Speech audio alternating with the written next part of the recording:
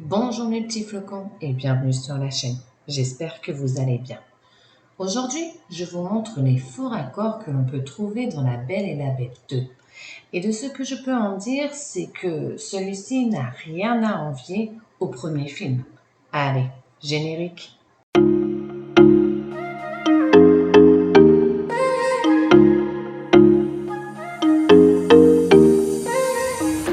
À la fin du film, alors que le prince prend le cadeau de Zip, on le voit le tenir à deux mains pendant une fraction de seconde.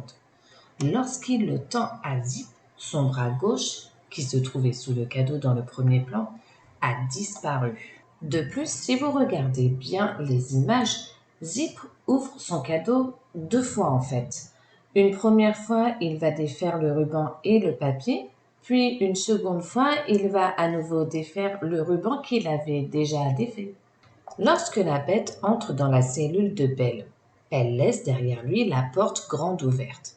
Cependant, lorsque Forté joue ses airs pour faire tomber le château, regardez bien la porte. Eh bien, elle est fermée et verrouillée.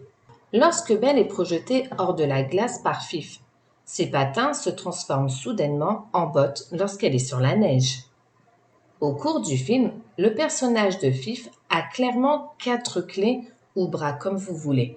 Mais à la toute fin du film, on voit clairement qu'il en a 6. Tout au long du film, la fissure de Zip passe de gauche à droite, comme dans le premier film en fait.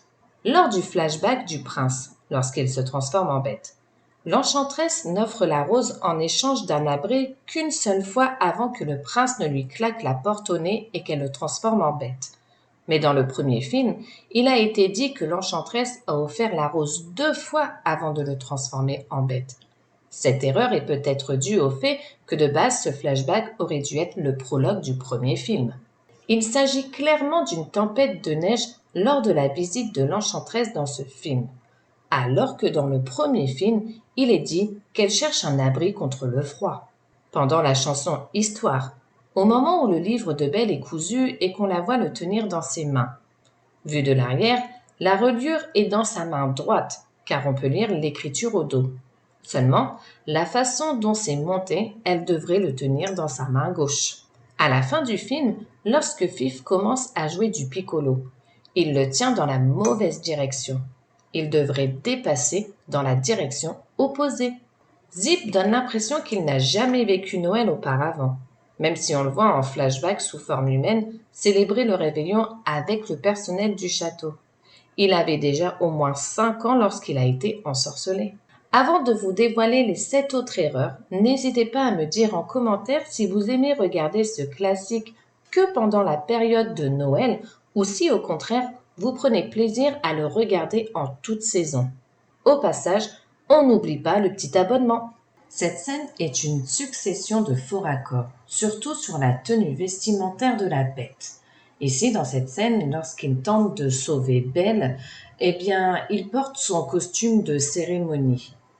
Ensuite, la scène nous montre Belle dans le donjon, où là, la bête a ses vêtements en lambeaux. Et puis, juste dans la scène d'après, où la bête va prendre réconfort auprès de Forté, eh bien, la bête a à nouveau son costume de cérémonie. Dans la scène d'ouverture, alors que Big Ben récupère de la nourriture au buffet, son assiette passe de sa main gauche à sa main droite entre les plans. Lorsque Ben se prépare à aller patiner sur glace, lorsqu'elle se dirige vers la porte, elle a les mains nues, mais dans le plan suivant, lorsqu'elle ouvre la porte, elle porte des gants marrons. Pendant la partie où Big Ben fait clairement comprendre que la bête ne laissera pas Noël entrer dans le château, Big Ben marche dans la colle. Mais dans le plan suivant, la colle qui jaillissait de la casserole a disparu et il n'y en a plus sur la table. Pendant la chanson « Tant qu'il y aura Noël », on voit Big Ben avec un plateau contenant 6 verres à vin. Quelques instants plus tard, il n'y en a plus que 4. Lorsqu'Angélique apparaît pour la première fois dans le grenier et parle avec lumière, le nombre de boules de boue autour d'elle ne cesse de changer, tout comme leur couleur. Voilà mes petits flocons, la vidéo touche à sa fin. Surtout, on n'oublie pas le petit like et le partage, ça fait toujours plaisir. Sur ce, je vous souhaite une bonne journée, je vous fais des bisous et je vous dis ciao!